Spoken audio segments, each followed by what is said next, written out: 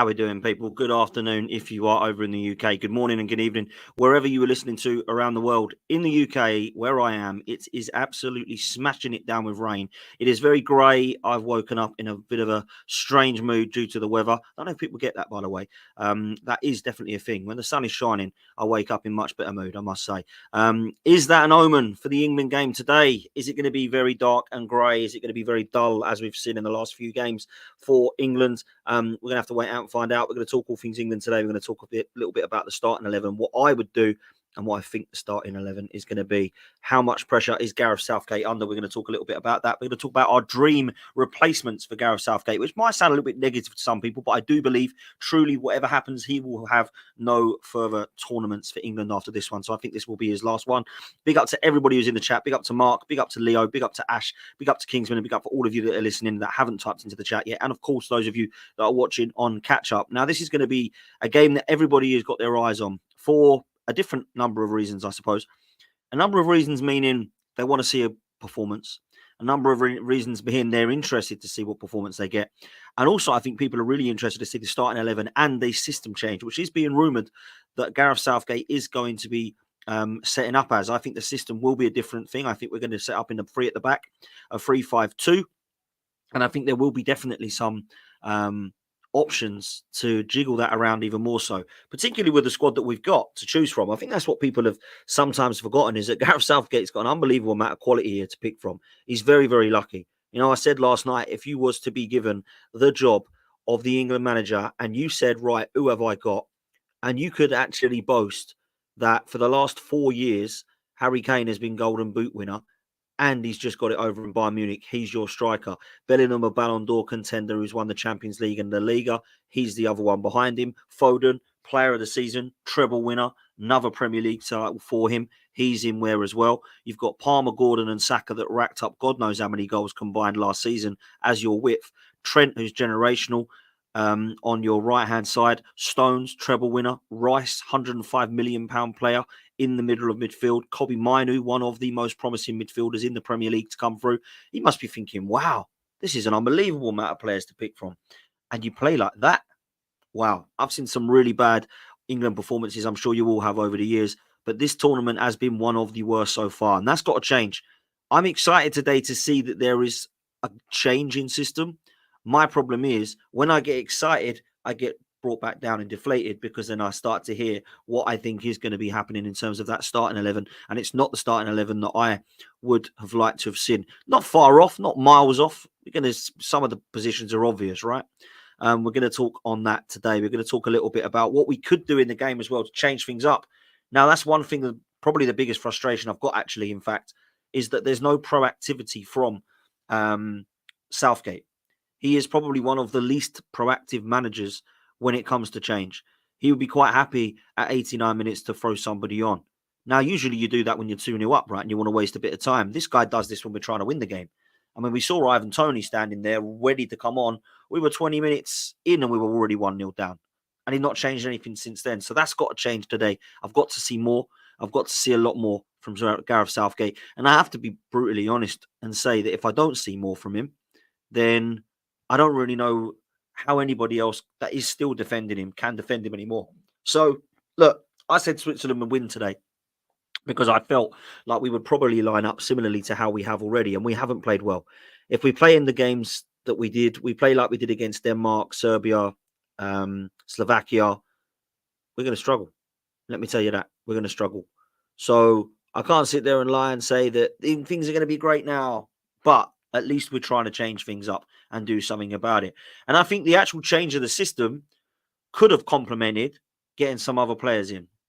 But it sounds like the rumours to be true that might not be the case. Now, when you go with a 5 at the back, I totally understand 2 reasons why we might want to do it. One, we've got one of the players that are suspended out, who I think is one of the better players in the tournament in Mark Guehi. But it's not just that. You actually change things up completely because you have to make something happen in your attacking areas. We have to somehow get some width in this team. And I think that by playing wing backs, he believes that by being more solid at the back with a 3 at the back, you can then move to the 3 and then have your 5 going. And I think that is what he's thinking. Saka, and was obviously put there at left back, and we looked a little bit better. We looked a little bit more balanced, I have to say. However, on the right-hand side, I thought Kyle Walker had an absolute shocker. I thought him and Stones were absolutely embarrassingly bad. And these are two unbelievable players that have won everything in the game. And they were terrible. Now, I don't blame Southgate for them being individually poor, but I do blame Southgate for not being productive enough to change it. And that's where I'm at. When you've got Ivan Toney, who's come on and actually did change the game, you see a little bit of a different side to Gareth Southgate, but then you have the question mark of why didn't he do it sooner? So when he says that's how it worked, and I left Bellingham on and he scored us the winner, I left Kane on, he scored us the winner, I left the players on that I thought could get us, then I shored things up with Gallagher and Konza, Tony come on and changed the game, I'm a genius. But how lucky is that then? If that's your mindset and that's your attitude, how lucky is that? Because I don't think that is good management at all. I think that is playing it very, very dangerously. And this is somebody who wants to play it safe. I mean, there was a meme the other day, I think Billy had sent it in the group, which was Gareth Southgate sitting in a bath with a life jacket on. That is how safe this guy is, mate. That is how safe this guy is. So this is what I want to be looking at in terms of a system change. I'd like to see a couple of different players that I believe should be getting a say playing. But this is what I think the team will be. Now, I'm going to bring it up because I think there's definitely some discussion to be had around this, or some debate, I suppose, to be had around it, because there's some different options that you can do. There's definitely the option that I think he's going to go with. If there is to be a 3-5-2, this is what I think it will be. Okay. We all know Pickford's going to stay in goal. We all know that Walker's probably going to come into that back three with Stones. Mark Guehi being suspended means that it's probably going to be Konza, right? It's probably going to be Konza. And if it is Konza, then I'm cool with it. I don't mind Konza. I think he's a good centre-half, right? So that's probably going to be the back three. But the rumour has it that Kieran Trippier is going to play in the right wing-back role ahead of Trent Alexander-Arnold. Now, that to me is just absolute madness, because the best position for Trent, in my opinion, is right wing-back. People talk about how good he is going forward and not so great defensively. Well, allow Rice and Mainu and Walker to do that for you, and Stones, and let Trent go and let Trent bomb forward. How can Trippier be ahead? Honestly, I do not understand this. I know he likes Trippier. I understand he's not let him down. But let's be real. In the last few games, has Trippier been awful or has he been good? I think he's been awful. And I know he's playing over at left back and it's harsh because he's got one right foot. Yes, he's good at crossing the ball in. But trust me, man, we have to be able to get this right. And Trent has to play there. I mean, the kid is generational. He's a phenomenal footballer. He's so much better than Trippier, man. So I have to see Trent there. But listen, Trippier is the guy who is there. Saka, we believe, will play over at the left wing back. Rice and Mainu, I believe, will carry on and continue. I mean, Mainu's really good, actually, to be fair, and has been really good. I've been very, very impressed with him. And alongside Rice, I could understand it. So that four in midfield then, or if you call it a four in midfield, would be what we expect to see. Now, there's a lot of rumours that Phil Foden and Bellingham will both be playing in the 10s behind Harry Kane. I don't know if that's going to work, but it can't be worse than before. Foden, he wasn't playing on the left. He was playing in the middle anyway, really. But he was poor because there was no cohesion, there was no balance. He wasn't allowed to drive. And Bellingham, I think, has been very, very average. I don't think he's been great at all. Brilliant goal. I'm going to give him credit for that. But let's be real, Bellingham wasn't fantastic. Bellingham wasn't outstanding. Bellingham has been okay this tournament. Yeah, nothing more than that. And in parts, he's been poor. Likewise, Harry Kane. I think he's been poor. I really do. I think he's been incredibly deep. I don't think he's been the outlet that we need. And we have seen before, because people say, well, he's never an outlet. He always drops deep. Yeah, he does, but he doesn't drop this deep normally. And he's normally involved heavily in games, but he hasn't been. Now, people will say, yeah, but he still scored 2 goals, but that's how good Harry Kane is. He doesn't have to be playing amazingly well to score goals. But when he is playing better, he definitely has around him more of a balanced occasion. And I think that is what we need to try and find. Let's see what happens. Leave him in the box and allow him to be that guy who causes havoc. And he's there. He's a killer in the box as well. So that's what I think the team will be. Now, a lot of people will say, well, that's all right. That looks fine. Yeah. Do you know what? It doesn't look horrendous to me. I don't look at that team and go, wow, Look at the state of it. How the hell are we going to get anywhere near Switzerland? But for me, there's definitely ways you can strengthen it. And people will say, well, how can you do that? Well, for me, I would look at Kieran Trippier and I would take him out and I would bring in Trent Alexander-Arnold. That's the first thing I would do, right? First thing I would do. Trent comes in. He's on that right-hand side. Now, the reason this is decent for me is because we know what he is about in terms of getting crosses into the box. Now, I'm not saying that Trippier can't do that, but Trent Alexander-Arnold is levels above Kieran Trippier when it comes to everything going forward. Trippier is a very good player, and I actually quite like him and have liked him over the years. But Trent is that guy in that position, 100%. So you might think, well, even if he throws him on, what more can we change? What do you think could happen to see how you can strengthen this team even more?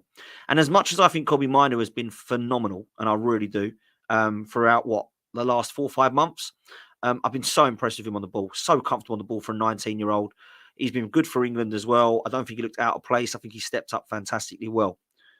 But you could, if you wanted to, go even more attacking, allow Rice to drop in, which we've seen him do before, and Foden and Bellingham just to drop off that little bit extra, and then allow Tony to come in and play off of Kane. Now, the reason I like this is you're going to have the ball in this area quite a lot, and Trent's going to be there, okay? And if you're firing balls into Kane, or you're firing balls into Tony, or if you're firing balls into both of these to play off of each other, I think you're going to have an unbelievable chance to create some opportunities, particularly around the Switzerland box. And that's why I want to see change from Gareth Southgate proactively if things aren't working. What I do not want to see is Conor Gallagher coming on and shoring things up, or Lewis Dunk coming on and shoring things up. I don't want any of that stuff. That should not be happening. Yeah, we have too much attacking quality to be looking at that as an option. If you don't fancy Ivan Toney, which to be fair, I actually think we should be doing, because Toney, I think, could be a massive, massive part and pivotal and very much cause havoc, then of course you can look at somebody like Cole Palmer, who I think could do a job over there alongside Saka, Foden. If you've got Saka, Foden and Palmer on that left-hand side, that has got to work, right? There's got to be some flair down there. There's got to be some creativity. Some people might think it's unbalanced and it might not work, but Palmer can play in that 10, that 9, definitely off of Kane. So if you fancy him, then fair play. But if you do want to change things up completely, then you can have an outlet and then take one of your defenders off. Depends who you want it to be.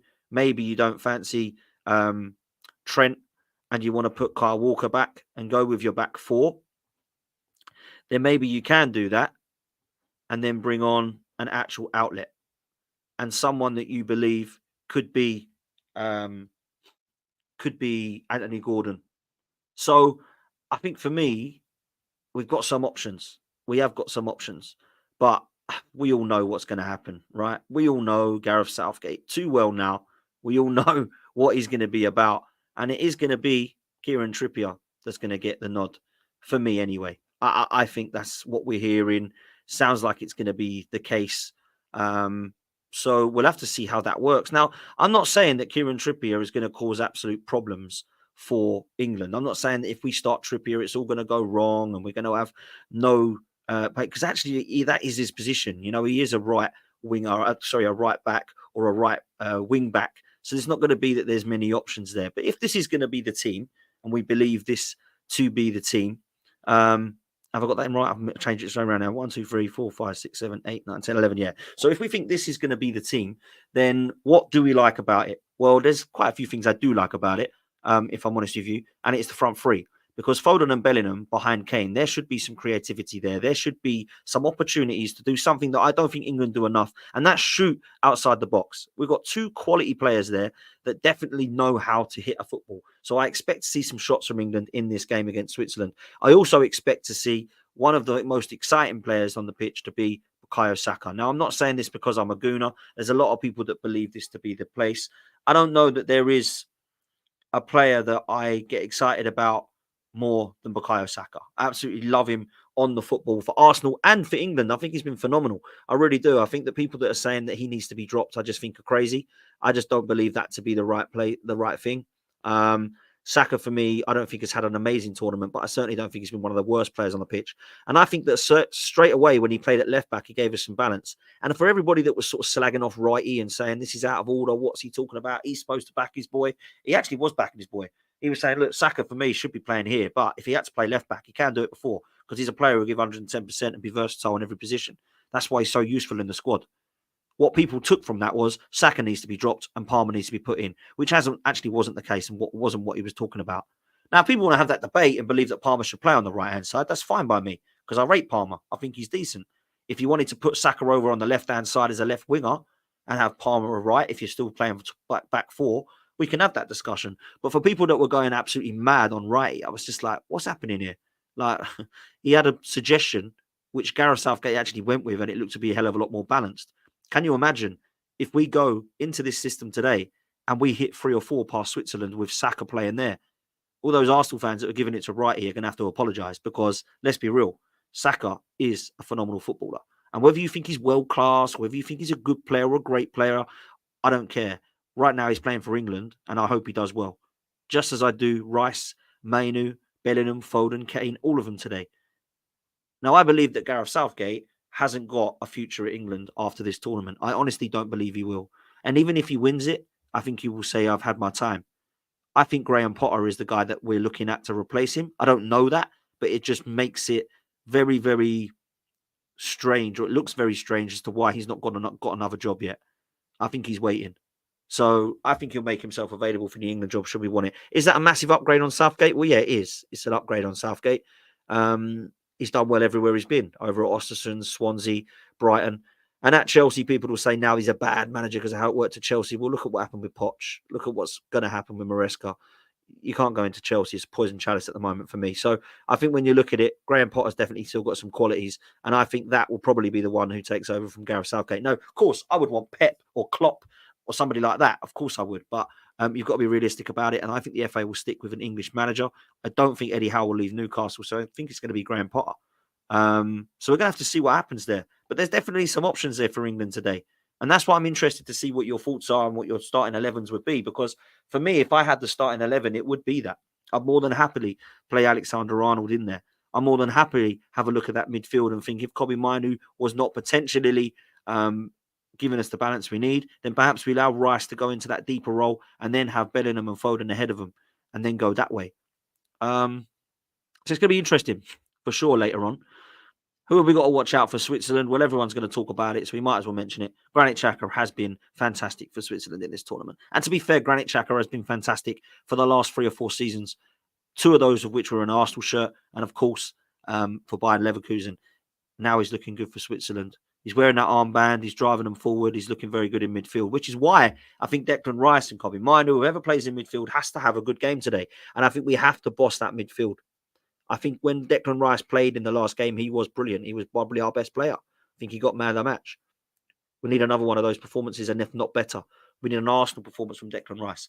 And we need some of these players to start transferring their club performances and their club form into an England shirt because we're not seeing that enough. I'm not seeing enough of that from Phil Foden. I'm not seeing a Ballon d'Or contender in Jude Bellingham. I'm not seeing a Golden Boot winner in Harry Kane.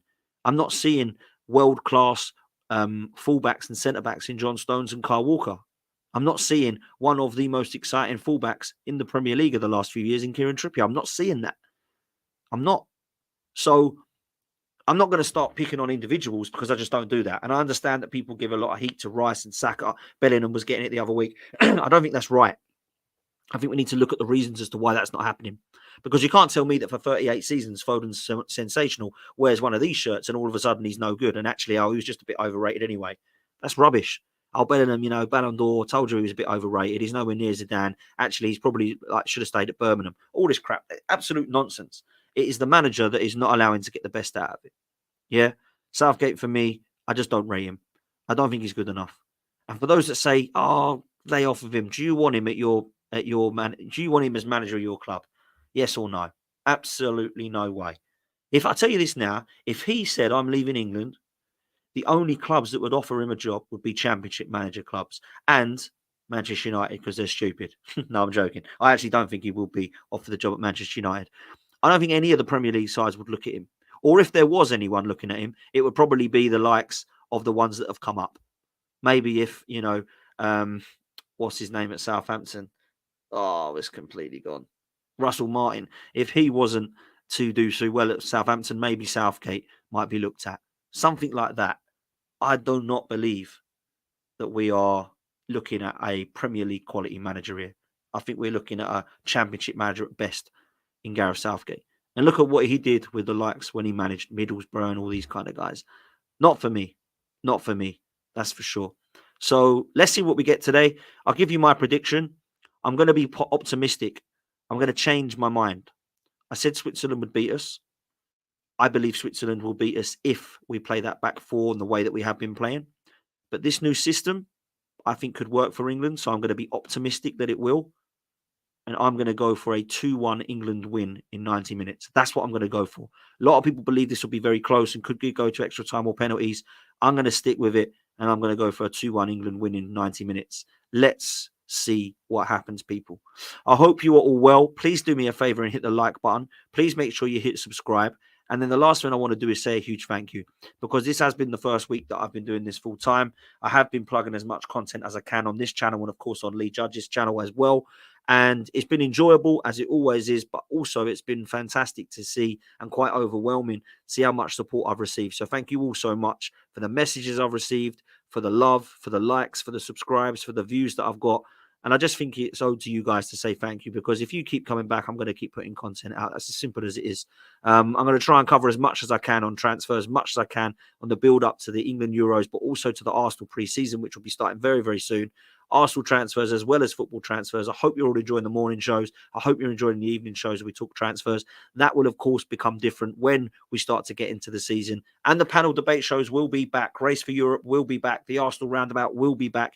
This is London will be a regular. And we are going to plan another couple of shows as well during the afternoons and evenings. So please do make sure that you keep in contact. Please make sure that you drop a like. Please make sure that you subscribe. And more importantly, please make sure that you hit the notification bell. It's not something that I ever used to allow people to, because most of the time people are aware when you're live. But the notification bell is free and it does give you a shout out when I am live. So please do make sure that you hit that as well. Free buttons that are free: notification bell, subscribe, and like. We're trying to get up to 30k. We're reaching 21k already, so let's make sure that we can get to 30k quickly.